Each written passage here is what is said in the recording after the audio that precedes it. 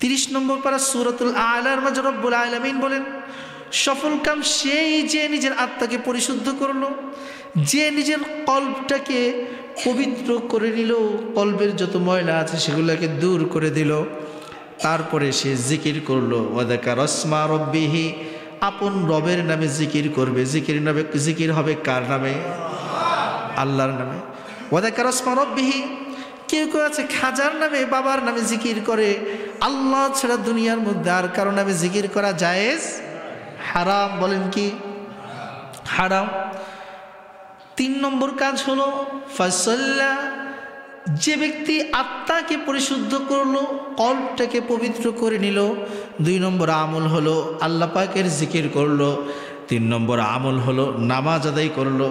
আমরা এই মজলিসে বসেছি আত্মশুদ্ধি করার জন্য, নিজেদেরকে ইসলাহ করার জন্য, কোরআনের আলোচনার দ্বারা নিজেদের অন্তরে আল্লাহর রং ঢোকানোর জন্য। কথা বলেন ঠিক কিনা? ঠিক একইভাবে আমরা এখানে জিকির করলাম, জিকিরের মজলিসে বসেছি, কোরআনের মজলিস, তাফসিরের মজলিস, জিকিরের মজলিস।